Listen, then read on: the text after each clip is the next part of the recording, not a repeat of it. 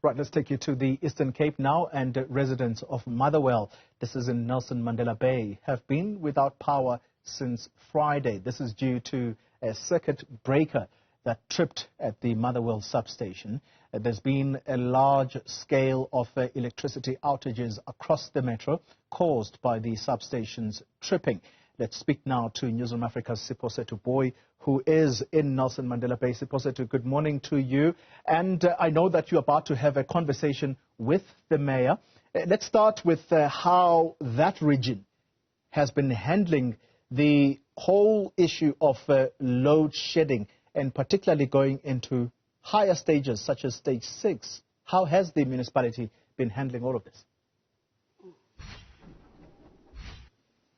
Well, Booi, first you will remember that, of course, Nelson Mandela Bay is full of different townships, big and large, especially the one you just mentioned now of Motherwell. It's one of the biggest townships here in Gqeberha. It consists also of businesses. You will find, of course, your cleaning companies are there, your laundry companies, car washes of these young people who are entrepreneurs.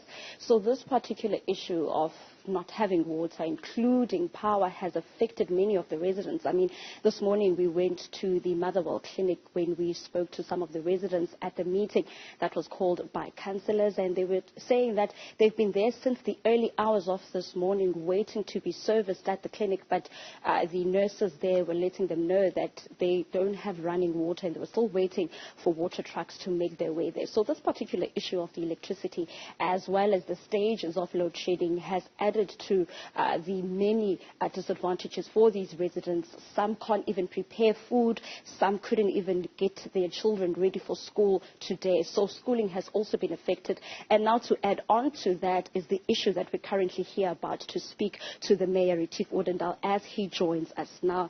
Mr. Mayor, thank you for making time to speak to us here on Newzroom Afrika. I mean, I was just speaking now to my colleague, just talking about the issue of load shedding and the issue of the power cuts that some of the areas of Gqeberha have been affected by this particular power outages. In your statement this morning, you issued and maybe gave us a bit of an idea that this could be intentional. Yes, absolutely. Our community in Motherwell, or parts of Motherwell, has been sitting without electricity for the past 56 hours. And it is unfortunate that we have been unable to reinstate electricity supply there because we are unable to get some of our officials out to the community to work there. You would have realized that last week 7 employees were suspended in the electricity department after an initial investigation discovered that there was large-scale fraud and corruption within the department. We handed over that investigation to the Hawks and the SIU, so there's a criminal investigation underway. However, we realized that there were going to be a little bit of pushback from some of the officials in INE, and there were intimidation of our workers there and our officials, and unfortunately some of them are scared to proceed with their work. We're currently investigating those instances of intimidation, and we're going to take swift and harsh action against anyone that is intimidating our officials.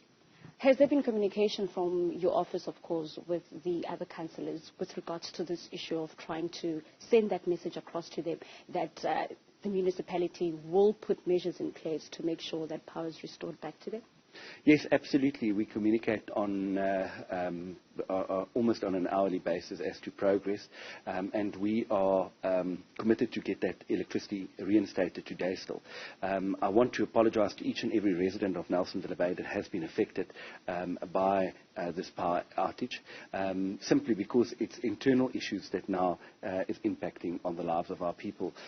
We have to go through this. It's painful, but we have to go through this because we have to rid ourselves of the cancer of corruption. We've seen that corruption has eroded our administration in this municipality to the extent that we are losing millions of rands every year. This case at hand, it's estimated that the corruption involved could be in excess of 100 million rand. Mr. Mayor, workers boycotting at the E&E Directorate? I wouldn't say boycotting. I think that what is happening at the moment is that some of our workers are being intimidated by individuals that clearly doesn't want us to to make progress with regards to the investigation. Some of these officials are very, very scared to actually go about their normal business, which is obviously service delivery and repairs and maintenance to electricity infrastructure. And we can't have that situation. We want to protect our ethical and hard-working employees, and we can't allow criminals to hold us at ransom. Mr. Mayor, you are facing a motion of no confidence on the 8th of May. Could this be linked? Could it be a politically driven way of sabotaging the current companies, or rather the parties that are leading this particular coalition in the Metro? Well, I think it's a 10-party coalition. It's the biggest coalition that has ever been put together in the country. So there will always be problems. It was never going to be plain sailing. But I'm not too concerned about this motion of no confidence. I'm sure that it won't see the light of day. And we're in discussions with all parties that is currently party to our coalition. And we're comfortable that it's business as usual in Nelson Mandela Bay, and that all our coalition partners will be on board indefinitely. And then does this not mean that the Section 12 amendment that was going to be applied to the Metro, we will see a collective executive system and the scrapping of the mayoral system now being pushed back, be a possible solution to this particular crisis in the Metro or not? Well, look, I'm personally embroiled in a legal dispute with the MEC, and we're still awaiting the judgment on Part A of the review application. We've made it very, very clear that we want a multi-party coalition to govern Nelson Mandela Bay, and that we don't want the ANC to hijack our city by the back door. Mayor Siphosethu, thank you for making time to speak to us. Booi, that was the Mayor of Nelson Mandela Bay, Siphosethu, just giving us a bit of background in terms of just how much money it will cost just to repair.